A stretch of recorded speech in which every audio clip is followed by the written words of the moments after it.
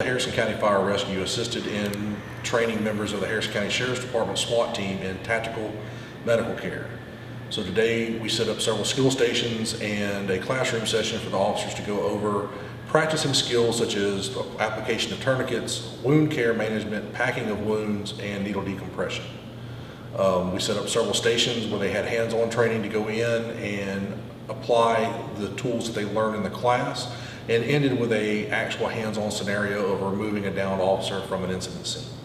Our training division, along with our medics, put together a tactical medical class that did the basics of wound care and worst case scenario of an officer down, officer shot, or even a citizen shot that they're trying to rescue, and help the SWAT team manage a critical shooting situation in a hot zone. The officer has to take care of themselves. They have to take care of one another. They have to take care of the citizen that's down. So in these situations, they have to know what to do immediately. This is a high risk and something that happens, and they need to start treating this person immediately. 10 seconds can make a difference of life and death in these kind of situations. So the officer being able to know how to decompress a wound, how to pack a wound, how to emergency breathe for the victim, and to tactically get that person out safely is very, very important. So along with all the skills that they have in strategic breaching of a building and weaponry and the tactics of how to manage a critical situation, the medicine, the critical medicine in these critical situations is life-saving. Harrison County Fire Rescue works very closely with the Harrison County Sheriff's Department, as with all law enforcement. And our belief is that the more information that we share, the more training that we do together, the more opportunity to train together and work together makes us for a better team, and it protects the citizens of Harrison County. Our training division assisted in setting the scenarios up, the training up, and getting the props. One of the things that was interesting is we actually used a rib section that had a clavicle on it, so that the officers could actually feel the ribs, go down and touch the ribs in the packaging like it would be skin covered, and know exactly where to put the needle for the needle decompression.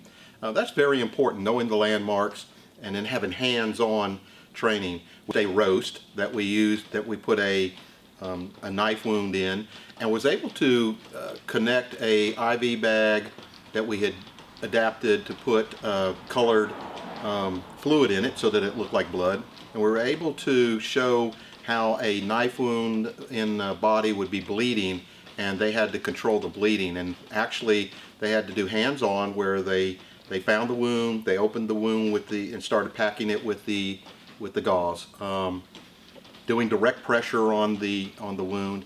Those things are things that you can teach on a PowerPoint, but there's so much more to it when you can feel it, when you can touch it, when you know the landmarks. Knowing how to put the tourniquet on and actually putting the tourniquet on in a tactical situation is different.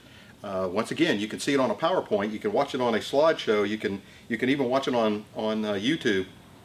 But when you actually have to put it on the mannequin, when we cover the mannequin with soap so that it's slippery and it may feel like it was covered in blood, trying to put that tourniquet on in those kind of circumstances is entirely different. That's the kind of stuff that's going to make a huge difference in an emergency situation. And tactically and strategically, that's what we're trying to teach these guys and to help them to learn. Is they may have to put this in use in combat, they may have to put this to use in their daily job, and subsequently by doing it here, it's not going to be unfamiliar, it's not going to be a surprise, they're not going to be met with things that they haven't actually physically done. So it's very important for us to help them to get the training and refresh training, and to stay up to date with the latest technique. Deputy Chief Rusty Schultz is a combat veteran medic. He is also a SWAT medic, certified SWAT medic, and he taught most of this class and came up with the scenarios. And by having somebody that has been in combat, has used this in a theater in the war, He knows what he's talking about. He's done it many times, and it's invaluable training for these guys to hear from somebody that does it, has done it, and is prepared to do it today. We have some of the best SWAT officers that you can find. Harrison County Sheriff's Department has very qualified personnel, people that have been on many a mission. The officers who have been in the field and been on the street, they know what they're doing. They train often, they train serious, they train like it is a true mission, and when they go on a mission, they know what each person is to do, they know what their tactics are, they know what their game plan is, they know what their SOPs are.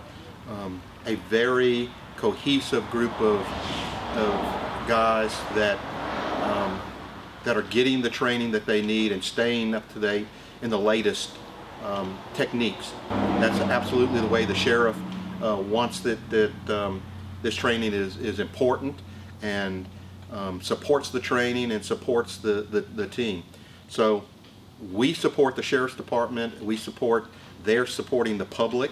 What they do saves lives, and absolutely it protects us also.